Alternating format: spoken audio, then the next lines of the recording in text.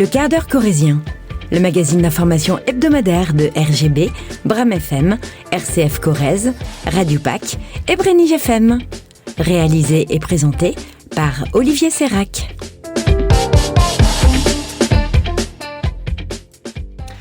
Bonjour tout le monde et bienvenue dans ce nouvel épisode du quart d'heure corrézien, quart d'heure qui va s'intéresser à deux problématiques particulières que traverse en ce moment le monde agricole. Tout d'abord les éleveurs, ils font face à des attaques de leurs troupeaux, attaques probablement imputables à la présence du loup.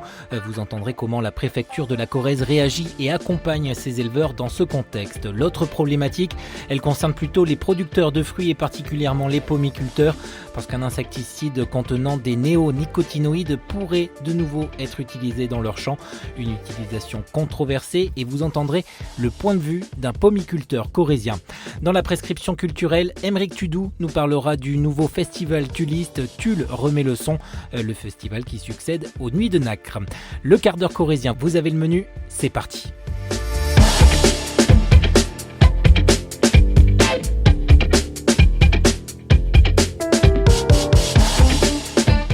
En Corrèze, le monde de l'élevage ovin et caprin est inquiet. Inquiet parce qu'alors que la mise au pré des animaux a débuté ce printemps, les attaques de loups, elles, se sont multipliées.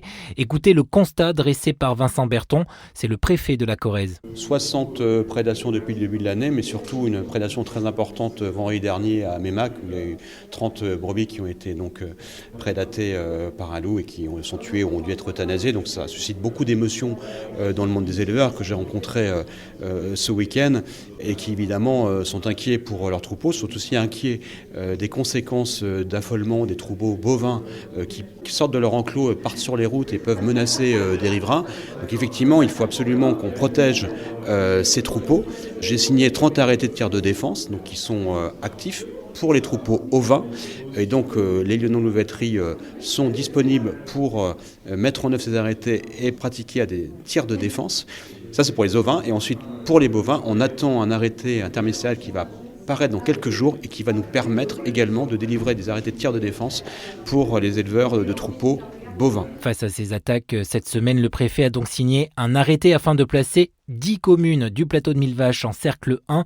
L'objectif est clair pour la préfecture. Permettre d'améliorer l'appui aux éleveurs concernés, notamment par des financements jusqu'à hauteur de 80% des mesures de protection, chiens, clôtures ou aides bergers. Ces communes sont donc Toyvian, Tarnac, Perlevade, Saint-Setier, Sornac, Saint-Mer-les-Oussines, Millevaches, Chavanac, Saint-Sulpice-les-Bois et Mémac. Toutefois, si les tirs de défense peuvent être demandés à la préfecture, ils restent soumis à l'autorisation du préfet parce qu'il est une règle inchangée. Le loup n'est pas une espèce chassable, c'est une espèce qui est protégée sur le plan international, il faut le rappeler. Donc on a le droit de protéger son troupeau et donc d'être amené à tirer sur un loup qui attaque le troupeau. C'est bien ce que nous mettons en œuvre à travers ces arrêtés de tir de défense, mais bien évidemment, le loup n'est pas, pour l'instant en France, une espèce chassable. Après l'attaque qui s'est produite à Mémac il y a une semaine maintenant, l'hypothèse de la présence d'un jeune loup n'est pas écartée, ajoute Vincent Berton. Aujourd'hui, il y a 2 loups qui sont tracés sur le plan génétique, pour lesquels nous avons l'ADN, et donc nous sommes certains, un mâle et une femelle. Il peut y avoir d'autres loups. Je ne conteste pas qu'il y ait plus de loups en Corrèze, je dis simplement que moi, pour le moment, je n'ai les traces ADN que de 2 loups. Mais il est possible, certains nous signalent avoir vu plus de 2 loups ensemble. Nous prenons en considération tous ces témoignages, il y a un réseau loup avec beaucoup de monde, donc tous ces témoignages sont évidemment pris en compte très sérieusement et feront l'objet de prélèvements ADN pour qu'on puisse effectivement identifier mieux la situation. C'est justement la dernière attaque qui laisse penser qu'un nouvel animal pourrait être présent sur le plateau de Millevaches. La dernière attaque, en tout cas, démontre un mode opératoire qu'on n'avait pas connu jusqu'alors, parce qu'il y a 30 bêtes qui ont été attaquées, parfois attaquées avec un prélèvement de très peu de viande. Donc ça interroge effectivement sur ce loup. Est-ce que c'est un jeune loup qui en quelque sorte s'entraîne à la chasse, ou est-ce que c'est une attaque coordonnée? Enfin, on entend beaucoup de choses. C'était très très prudent. Aujourd'hui, on ne peut rien affirmer de manière certaine, mais c'est vrai que ça interroge. Cette attaque interroge, au-delà de son caractère totalement dévastateur pour l'éleveur, à qui j'exprime d'ailleurs toute ma sympathie, parce que c'est quelque chose de très traumatisant pour lui, mais ça interroge effectivement sur la bête qui est à l'origine de cela. Aujourd'hui donc, si les éleveurs ovins et caprins semblent mieux protégés, les éleveurs bovins, eux, doivent encore patienter avant la publication de cet arrêté interministériel, un arrêté qui pourrait leur permettre d'obtenir le droit de demander des autorisations de tir de défense. C'est l'autre sujet polémique auquel je vous propose de nous plonger maintenant, celui de la réintroduction de néonicotinoïdes dans l'agriculture. Un projet de loi, la loi Duplon, devait être étudié à l'Assemblée nationale cette semaine, mais finalement, face à de nombreux amendements, le texte a été retiré et ne pourrait finalement être étudié qu'en commission mixte paritaire. Alors au-delà de la polémique politicienne, j'ai contacté cette semaine Laurent Rougerie. Il est pomiculteur à Lubersac, il est aussi le président du syndicat de l'AOP, Pommes du Limousin, et je lui ai demandé s'il utilisait aujourd'hui encore ces produits chimiques tant décriés, et sa réponse est très claire. Bien sûr que non, nous ne les utilisons pas puisqu'ils sont interdits à utilisation en France depuis 2018. Par contre, on s'aperçoit aujourd'hui que sur certains ravageurs, et notamment dans notre production le puceron cendré, on arrive à une situation qui n'est plus gérable. C'est des ravageurs que l'on arrive combattre. Donc aujourd'hui, on est très inquiet et au travers de la loi Duplon, effectivement, on pourrait nous apporter de façon temporaire et sous forme dérogatoire une solution pour combattre ce ravageur, le temps de trouver des solutions alternatives dont on a tant besoin. Parce que clairement, en fait, ce sont vos productions qui sont déjà difficiles dans le sens où il y a les aléas climatiques qui s'enchaînent également. Vous n'arrivez pas forcément à atteindre les taux espérés en termes de rendement. Oui, le puceron cendré est un ravageur redoutable. C'est le ravageur le plus dangereux des vergers, notamment en production de pommes. C'est un ravageur dont, dès que sa présence est détectée dans un verger, il y a un risque. Et aujourd'hui, on s'aperçoit qu'il colonise nos vergers. On n'arrive plus du tout à le maîtriser. Et c'est des pertes de production qui peuvent aller de quelques pourcentages à l'hectare jusqu'à des pertes totales, comme on a pu le connaître par le passé, notamment en 2021, où on avait eu des dégâts considérables. Par ailleurs, est-ce que les méthodes de pulvérisation, on va dire, de ces produits chimiques, est-ce que les pulvérisateurs ont évolué ? Est-ce que c'est plus facile maintenant de cibler, on va dire, la pulvérisation sur les vergers ? Comment ça se passe là aussi ? Aujourd'hui, vous savez, les arboriculteurs, ce sont des professionnels qui sont formés, qui ont des certificats d'utilisation des produits phytosanitaires. Les pulvérisateurs sont contrôlés, ils sont réglés. Là-dessus, il n'y a pas de souci. Ce qui tourne autour et ce qui cristallise le débat autour de ces néonicotinoïdes, c'est les insectes pollinisateurs et notamment les abeilles. Sur la pomme du Limousin, sur notre filière, aujourd'hui, nous avons 2500 ruches sédentaires dans nos vergers qui produisent tous les ans entre 30 et 40 tonnes de miel. On a des abeilles, on produit du miel dans nos vergers et ces abeilles étaient déjà présentes avant 2018 lorsqu'on nous a interdit les néonicotinoïdes et notamment cette fameuse molécule qui s'appelle l'acétamipride et qui fait partie des moins préoccupants de cette famille. Donc nous n'avons aucune inquiétude et on en a l'habitude. Voilà. C'est vrai que c'est difficile, on comprend que c'est un message qui est dur à faire passer pour les concitoyens de dire on a besoin de molécules chimiques, mais on se doit de protéger nos cultures. C'est la souveraineté alimentaire française qui est en jeu, c'est la pérennité des exploitations et des filières qui est en jeu aussi. Ce qu'on souhaite à l'avenir, c'est trouver des nouvelles solutions alternatives, mais momentanément, il nous faut des solutions dérogatoires, sinon on est à la veille de perdre des vergers. Déjà que on manque de producteurs, on manque de reprises d'exploitation, on vit des temps difficiles, autant climatiques que sanitaires. Donc, on espère vivement que les députés vont nous entendre, parce qu'aujourd'hui, on maîtrise plus rien. Aujourd'hui, c'est fou d'être dans une situation où on va intervenir sur un ravageur ou une maladie, et en fait, l'intervention qu'on fait, on ne sait pas si elle va marcher. Et la plupart du temps, elle ne marche pas. Donc aujourd'hui, économiquement, d'un point de vue environnemental, c'est une aberration. On souhaite d'avoir des solutions efficaces lorsqu'on fait une intervention ciblée dans des conditions très strictes. Aujourd'hui, il y a un plan pollinisateur qui existe, donc les conditions sont très strictes d'application. Voilà, on combat un ravageur de façon sereine et efficace, et on protège tout ce qui tourne autour, les insectes pollinisateurs, la faune auxiliaire dont on a énormément besoin dans nos vergers. Voilà, donc c'est ça, c'est surtout ça qu'on attend. Parce qu'aujourd'hui, c'est ce que vous me dites depuis le départ, c'est que vous n'avez pas d'autre solution que la solution chimique pour pouvoir lutter contre ce ravageur. Non, aujourd'hui, c'est la seule solution, bien sûr, qui est efficace. On a la faune auxiliaire. Alors, la faune auxiliaire, c'est tous les insectes utiles dans le verger. Sur le puceron cendré, on en a 3. On a les cirfes, on a les forficules, vous savez, les pince-oreilles, et on a aussi les coccinelles. Donc, ce sont des auxiliaires très précieux qui sont présents dans nos vergers.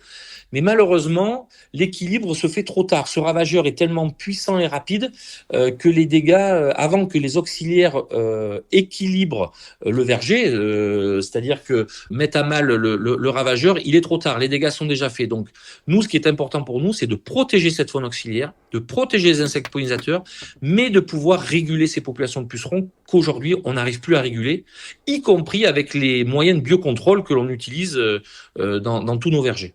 Moyen de biocontrôle, ça va être quoi là pour le coup ?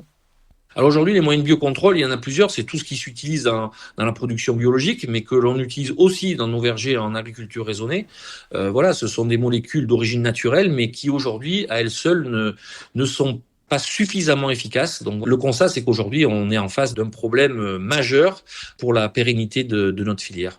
C'est donc pour ces raisons que l'agriculteur milite pour le retour de cette molécule, l'acétamipride, molécule qui pour l'instant reste autorisée dans les autres pays européens, ce qui pour les Français leur donne l'impression de ne pas jouer avec les mêmes règles du jeu. Toutefois, selon l'EFSA, l'autorité européenne de sécurité des aliments, si l'acétamipride ne tue pas sur le coup les abeilles, elle pourrait cependant en modifier leur comportement. Place à la prescription culturelle, c'est la tradition dans le quart d'heure corrézien. Aymeric Tudou de Bram FM vient de nous rejoindre. Bonjour Aymeric. Bonjour Olivier. Aymeric, le festival Tulle remet le son, c'est le grand moment de la ville de Tulle qui se déroulera du 27 au 29 juin prochain. Et oui, l'événement approche à grands pas. Le centre-ville de Tulle sera animé comme il se doit, pas mal d'animations gratuites, des concerts, des déambulations. Et il faut savoir que l'office de tourisme de Tulle en Corrèze a été mis à contribution. Je suis avec le directeur de l'office, Basile Lémon. Alors Basile, pour commencer, rendez-vous le 27 juin, puisqu'apparemment vous avez négocié pas mal de concerts en partenariat avec les bars de Tulle. Exactement. Notre rôle, en fait, ça a été de approfondir un petit peu l'âme du festival et faire en sorte que les visiteurs, qu'ils soient tullistes ou qu'ils soient touristes ou qu'ils soient excursionnistes juste à la journée ou pour la soirée, ils passent un excellent moment, qu'ils en parlent autour d'eux quand ils rentrent chez eux, à leur famille, à leurs proches, à leurs amis, que leur dire en fait Tulle, c'était génial, on a envie de venir le lendemain et de revenir même passer du temps pour les loisirs. Donc ça a donné lieu en fait à cette ambiance locale et cette programmation dans les bars, parce que la fête, ça se passe d'abord avec les bars et les restaurateurs partenaires. Et d'autant plus que cette idée est développée par rapport à la programmation du dimanche du 29 juin, où là le rendez-vous c'est Kebaluz, ça promet de très très belles choses aussi.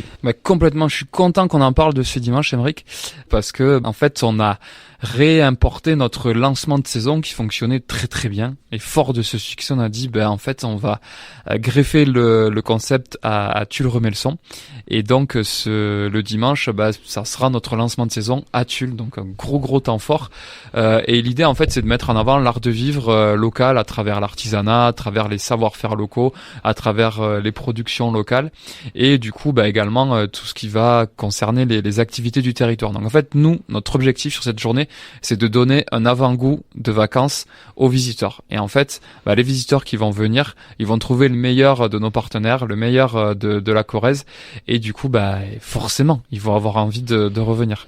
Donc ça, on le fait du coup le dimanche 29 juin.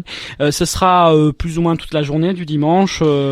Oui, ça commence à 11h et il y aura des activités du coup pour les enfants avec du coup la ferme de la Mazière et ses lamas, Esprit Nature qui proposera des activités sportives, la Forge de Charles qui fera des démonstrations de savoir-faire, ils sont basés à Orliac-le-Bar, notamment du battage à l'ancienne, l'AMC, l'association mycologique de Corrèze du coup qui vous fera découvrir du coup toute la saga des champignons corréziens avec Romain Pietrolongo qui n'est pas avare de détails quand il s'agit de parler de champignons. On est d'accord. La ferme de Math qui proposera du coup des tours de calèche et un atelier jardinage. Donc vous avez vu, franchement, il y en a vraiment pour toute la famille. Voilà, donc on passera tous et toutes, je le pense, un bon moment. En tout cas, merci pour ta venue, c'était un plaisir d'échanger avec toi. Et bon courage pour la suite des événements, parce que là, vous avez du pain sur la planche, toute l'équipe. On y est, plaisir partagé, merci à toute l'équipe. Et pour connaître tout le programme complet de Tulle remet le son, rendez-vous sur le site de l'Office de tourisme, tulle-en-corrèze.com. C'est la fin de cet épisode du quart d'heure corrézien. Merci à toutes et tous pour votre fidélité. On se retrouve dans une semaine pour un nouveau numéro. Mais d'ici là, je vous souhaite de passer de très bons moments en Corrèze ou ailleurs.